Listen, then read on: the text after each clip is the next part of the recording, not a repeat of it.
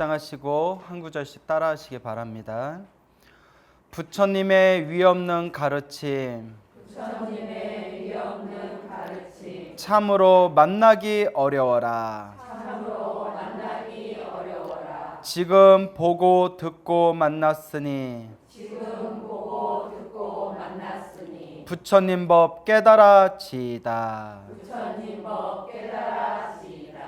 예, 교재를 한번 펼쳐볼까요? 일상생활을 겪으면서 지관을 닦는다.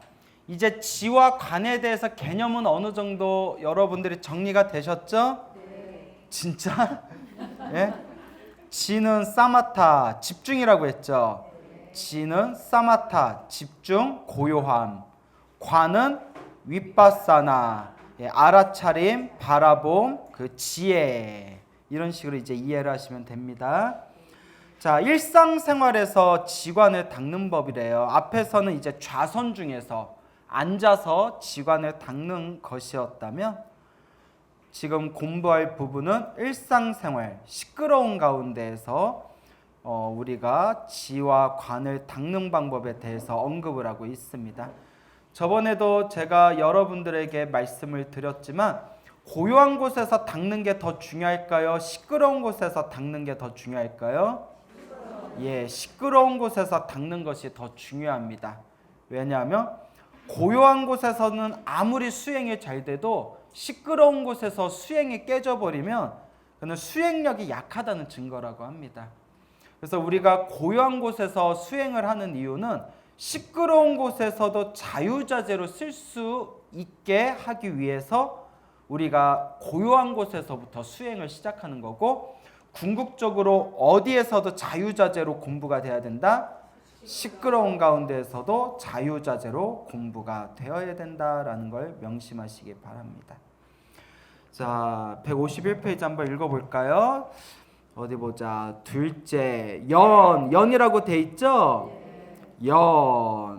연이라는 것은 이제 조건, 환경이란 뜻이 있다고 했죠? 그래서 여기서 말하는 연은 일상 생활 환경, 일상의 생활 환경인 연을 겪고 경계를 대하면서 내 앞에 펼쳐지고 내 앞에 부딪히는 모든 대상이나 상황을 경계라고 한다고 했죠. 그러한 모든 내 앞에 펼쳐진 모든 경계를 대하면서 지관을 닦는 것을 이제 밝히겠다. 시끄러운 가운데 일상생활에서도 지관을 닦는 것을 이제 이야기하겠다. 몸을 단정히 하여 항상 좌선하는 것이 선정, 몸과 마음이 고요해지는 이 선정에 들어가는 데에는 뛰어난 요점이기는 하다. 뛰어난 방법이기는 한데, 여러 가지 얽힌 것이 있는 몸은, 그러니까 이런저런 상황에 이리저리 얽혀 있는 우리의 몸은, 몸뚱아리는 현실적인 부분에 있어서 반드시 현실적인 생활 환경에 연을 겪기 마련이다. 여러분들도 우리 스님들처럼 그냥 산에서 조용하게 새소리, 물소리나 들으면서 마음 닦기 하기가 쉽지가 않잖아요. 그렇죠? 직장 생활도 해야 되고 가정에서 일도 해야 되고 애들도 키워야 되고. 그러면 도를 안 닦을 거냐? 여러분 일상생활에 바쁘다고 도를 안 닦으실 거예요? 예. 일상생활에 바쁜 가운데서도 도를 닦는 자들이 진정한 수행자라고 합니다. 이 핑계 저 핑계 대면서 아유 내가 살면서 처자식 먹여 살려야지, 가정주부로서 집안일 해야지, 밖에 나가서 또 일해야지, 이런 식으로 핑계를 다 대버리면 이 세상에 도 닦을 사람들이 별로 없어요. 힘들면 힘든 가운데로, 어려우면 어려운 가운데로 무엇을 해야 된다? 예, 도를 닦아야 됩니다. 그래서 우리가 현실적인 부분에 있어서는 이 생활 환경이라는 연을 겪을 수밖에 없다. 그래서 만약 연에 따라 여러 가지 경계를 대할 때, 부딪힐 때, 우리가 일상 생활 환경에서 여러 가지 좋은 일이나 나쁜 일에 여러 가지 경계가 부딪힐 때 지관을 닦아 익히지 않는다면, 그러니까 이 핑계 저 핑계 대고 일상생활 가운데 내가 도 닦기가 힘들다 하면서 요 지와 관, 이 마음 닦는 법을 열심히 익히지 않는다면 이것은 곧 닦는 마음에, 수행하는 마음에 무엇이 생겨서? 틈이 생겨서 그 틈 사이로 무엇이 일어난다? 번뇌의 업들이 닿는 곳마다 일어날 것이니 어찌 신속히, 어찌 빨리, 재빨리 불법과 상응할 수 있을 것인가. 그러니까 자꾸 불법을 깨닫는 데 있어서 느려진다는 거예요. 자꾸 느려지고 또 느려져서 그래가지고 어느 세월에 우리가 깨달음을 얻을 수 있겠냐라는 말이 되겠습니다. 그러니까 나 나중에 좀 시간도 남고 좀 조용해지고 고요해지면 그때 돛 닦아야지 해버리면 어느 세월에 닦느냐는 거예요. 그럼 언제 닦아야 될까요? 그렇죠. 지금이에요. 지금 닦아야 됩니다. 알겠습니까? 네. 우리가 지금 돛 닦기 힘든 이유가 뭐 때문에 우리가 지금 돛 닦기가 힘들겠어요? 전생에 닦아놓은 게 없어서 힘든 거예요. 전생에 닦아놓은 게 없어서 돛 닦기가 힘든데 이번 생에 또 돛 닦는 것을 다음에 또 미룬다면 어느 세월에 우리가 돛을 닦겠는가? 지금 닦아야 된다. 지금 여러분들이 이 자리에서 나무아미탑을 한번 부르는 순간 지금 돛을 닦고 있는 겁니다. 여러분들이 지금 이 순간 온갖 번뇌와 망상이 밖으로 흘러나가는 것을 다 묶어서 모아서 관세음보살, 지장보살 한 번 딱 부를 때 우리가 이미 관세음보살, 지장보살 한 번 부른 만큼 무엇을 닦고 있는 것이다? 돛을 닦고 있는 것이다. 그러니까 나중에 닦아야지라는 그런 핑계와 그런 게으른 마음을 일으키지 말고 지금 닦아야 된다. 알겠습니까? 네. 자, 만약 어느 때 있어서나 항상 성정과 지혜 방편을 닫는다면 선정, 지혜, 지관, 정혜, 그렇죠?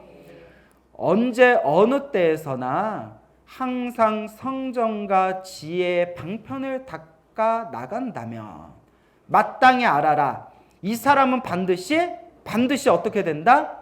모든 불법에 능히 통달할 것이다.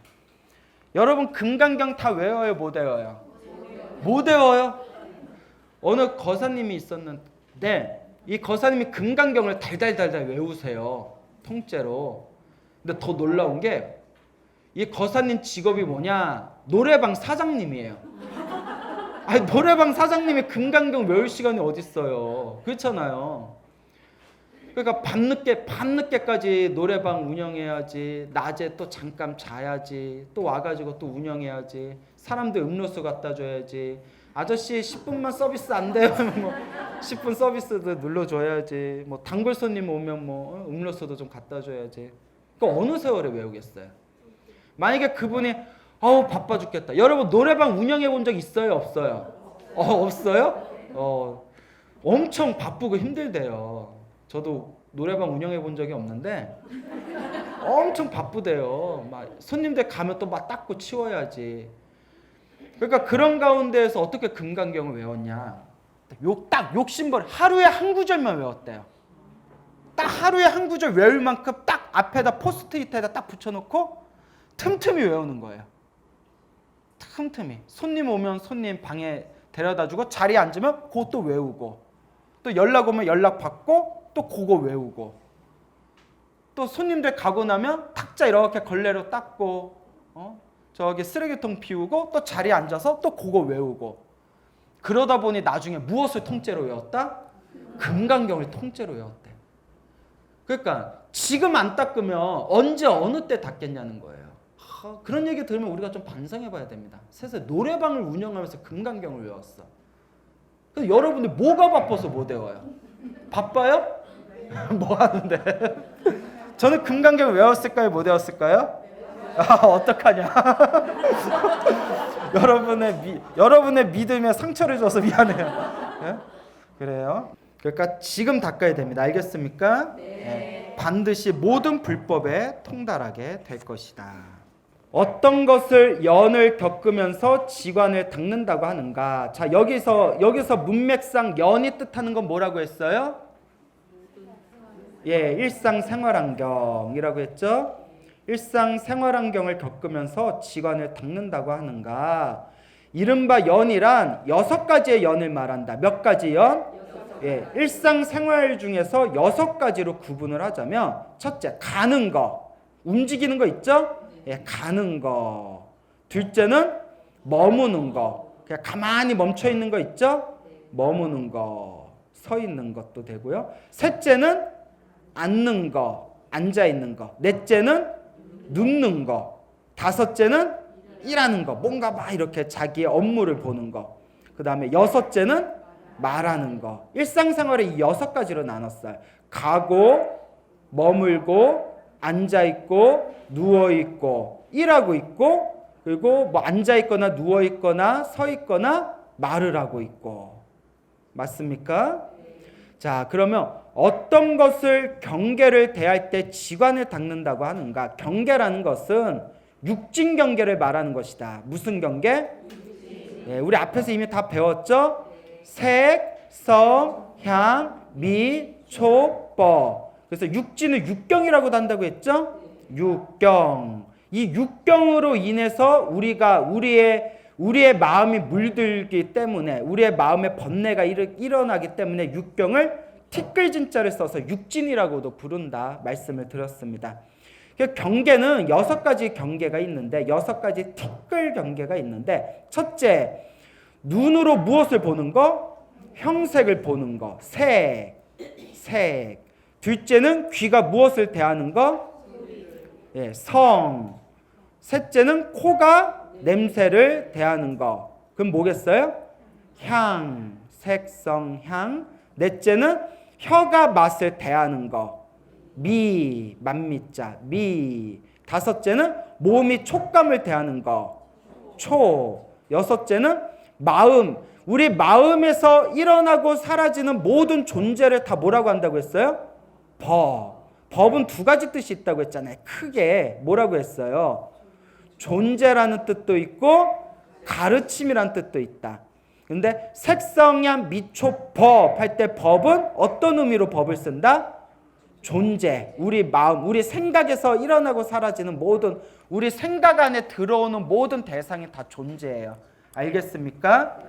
그래서 색성향 미초법 6가지 이 경계를 대할 때 우리가 그 색성향 미초법 6가지 경계에 휘달리지 말고 그 6가지 경계에 부딪히면서도 무엇을 닦아야 된다?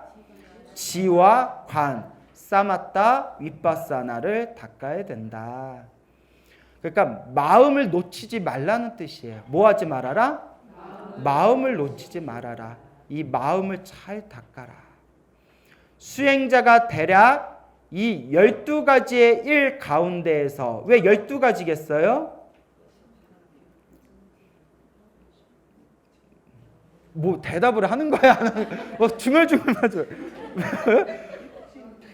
예, 육진하고 또 뭐가 있었어요?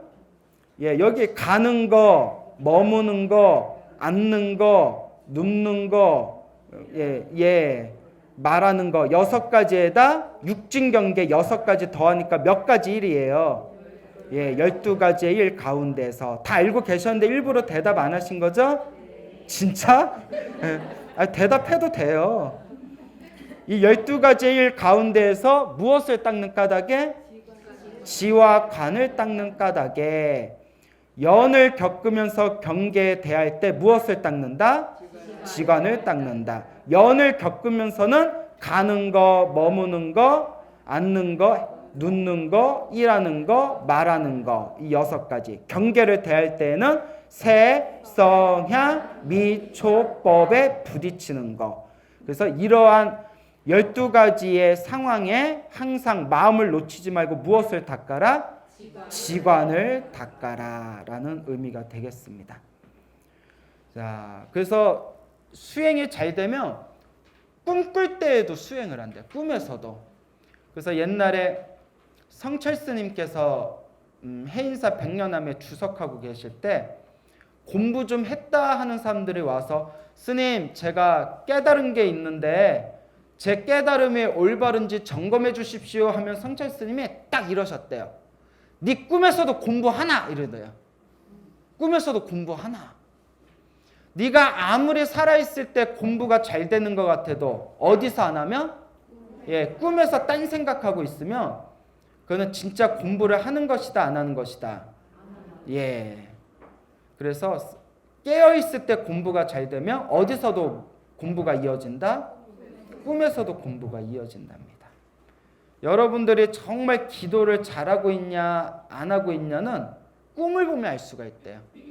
아무리 법당에서 기도를 많이 하고 아무리 눈이 깨어있을 때 수행을 많이 하는 것 같아도 꿈꿔서 헛짓거리하고 있으면 딴짓하고 있으면 그거는 기도에 제대로 집중 안 했다는 뜻이고, 그리고 꿈에서도 기도를 한다거나 꿈에서도 법문을 듣는다거나 꿈에서도 경전을 본다거나 꿈에서도 불법승 삼보를 만난다면 좀 공부 좀 하는구나 이렇게 우리가 볼 수가 있겠죠.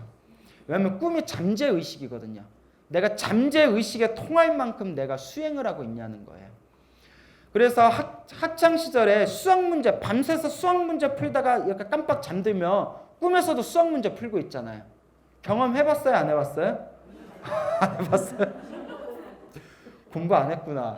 그렇죠. 저는 그런 경험 있을까요? 없을까요? 자, 153페이지.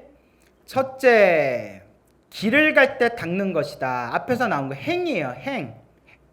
앞에서 행, 주, 좌, 와, 작, 언. 6가지 나왔잖아요. 그렇죠? 첫째는 어디 갈 때? 길을 갈 때. 여러분 길을 갈 때 무슨 생각하면서 길을 가요? 멍 때리면서? 길을 갈 때 무슨 수행자는 어떻게 길을 가야 되느냐? 만약 수행자가 길을 가고 있는 때는 마땅히 이렇게 생각을 해야 된다. 참 이 내용이 좋아요. 보세요.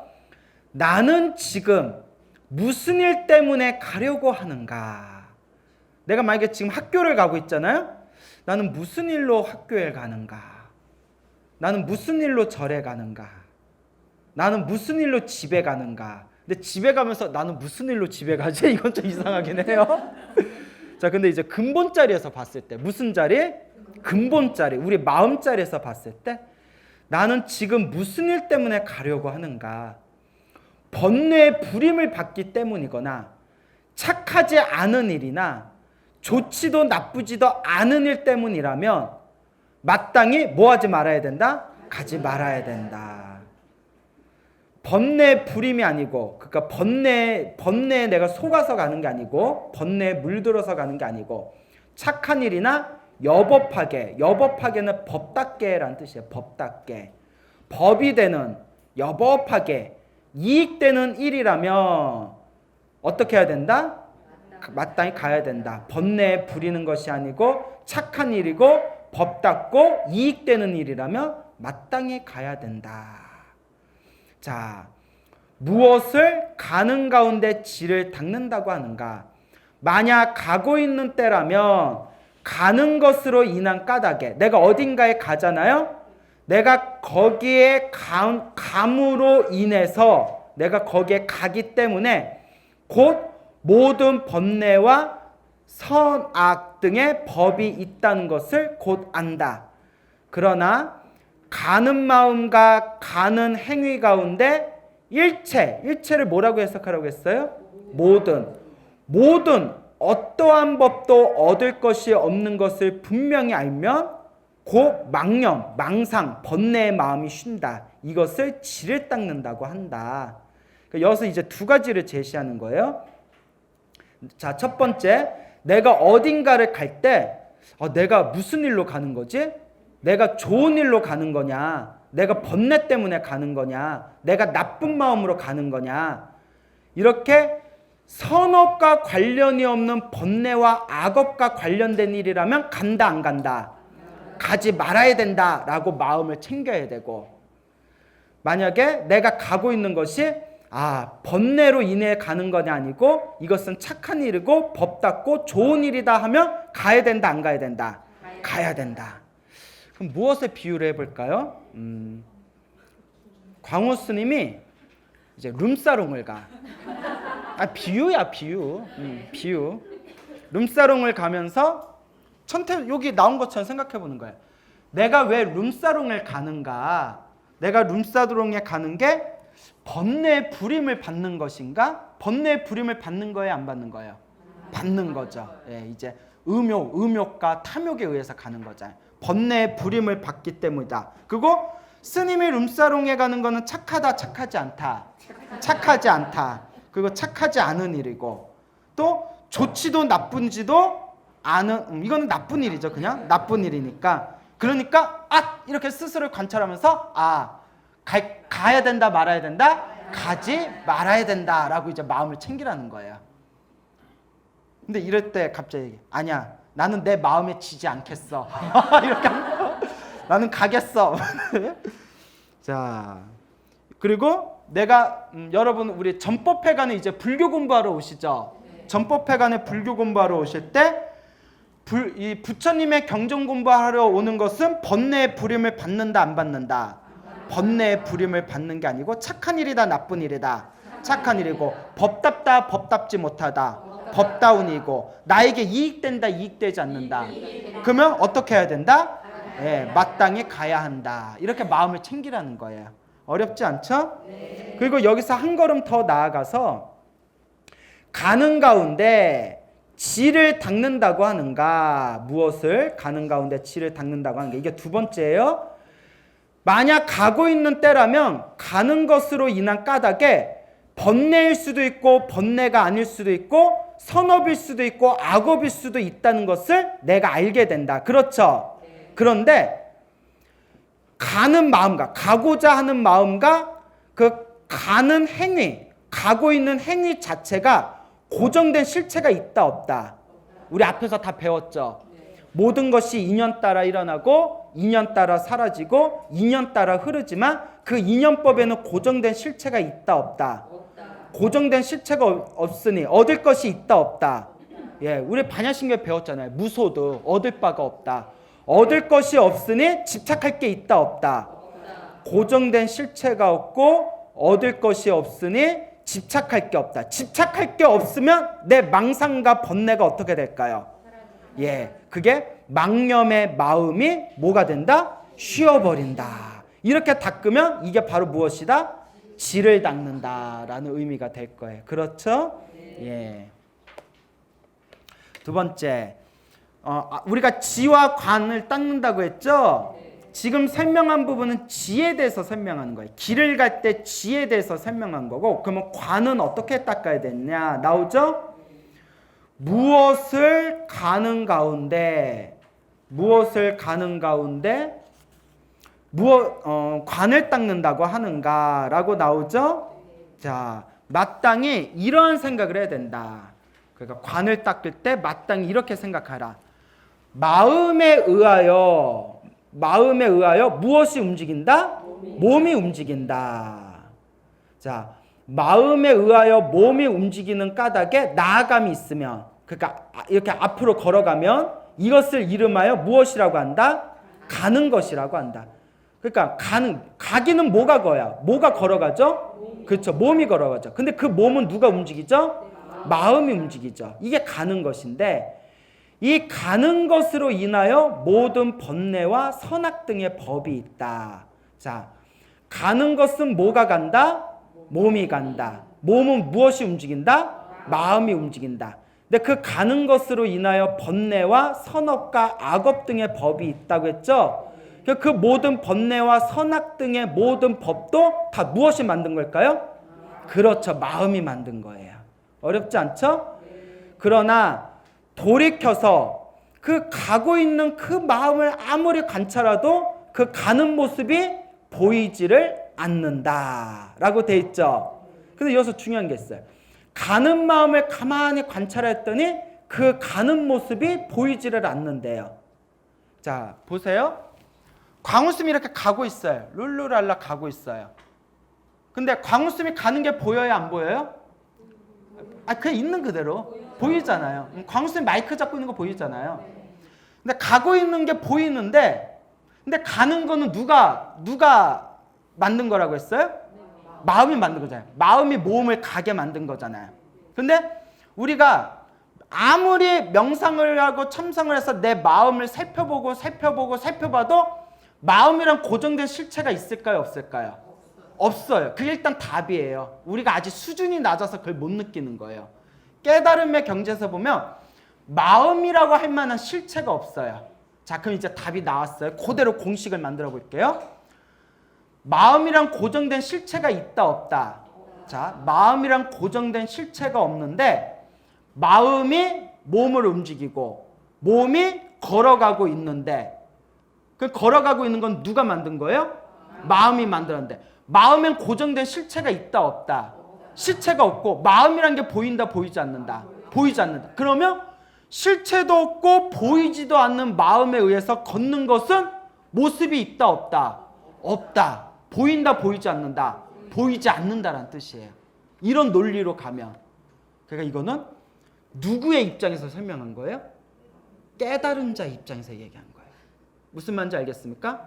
예, 그러니까 자 가는 모습이 보이지 않는다라는 것은 실제로 보이지 않는다는 게 아니라 가고 있는 것은 마음이 만든 거고 마음을 아무리 관찰해도 마음에는 고정된 실체가 없으니 고정된 실체가 없는 마음에 의해서 가고 있는 우리의 모습도 집착할 필요가 있다 없다. 집착할 필요가 없다라는 의미입니다. 알겠죠? 이렇게 설명드리니까 어렵지 않죠? 어려우면 그냥 빨리 깨쳐야겠다 생각을 하세요. 깨달으면 알아요. 네. 사실 부처님 법을 깨달아야 알죠. 그렇죠? 마땅히 알아라. 가는 이와 가는 행위 광운데 이 모든 법은 이 모든 행위와 모든 존재는 필경 반드시 뭐한 것이다? 공적한 것이다. 공은 무집착이라는 뜻이에요. 텅 무집착. 무집착하니까 집착할 게 있어요? 없어요? 집착할 게 없어서 고요해진 경지를 한 글자로 뭐라고 한다? 적이라고 하는 거예요. 그래서 공적. 다시 설명드릴게요. 공은 뭐라고 해석한다? 무집착. 무집착. 그러니까 무집착이기 때문에 모든 번뇌와 망상이 사라지면 마음이 어떻다?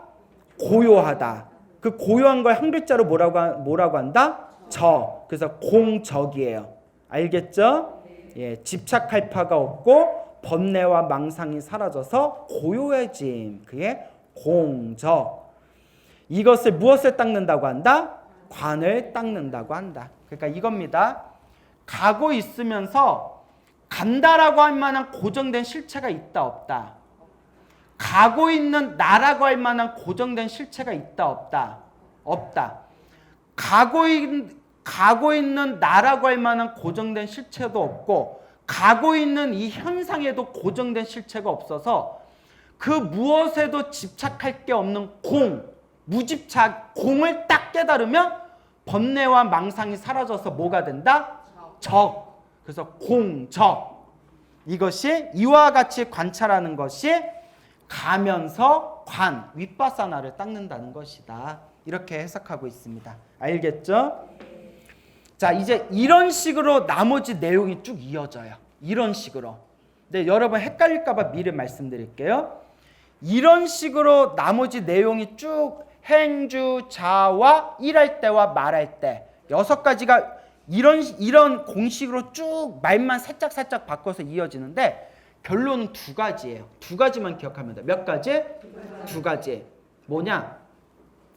해야 되냐 말아야 되냐 똑바로 알아차려라. 무슨 말인지 알죠? 마음을. 해야 되냐 말아야 되냐 똑바로 알아차리고 해야 될 건 하고 하지 말아야 될 건 하지 말아라. 이게 첫 번째 논리예요. 우리 앞에서 배웠죠? 2번째는 뭐냐? 무엇 하든 가든 오든 머무르든 말을 하든 일을 하든 그 모든 현상에 고정된 실체가 있다 없다? 고정된 실체가 없다. 그러니까 반야심경이에요. 반야심경. 그러니까 반야심경을 많이 읽으셔야 돼요.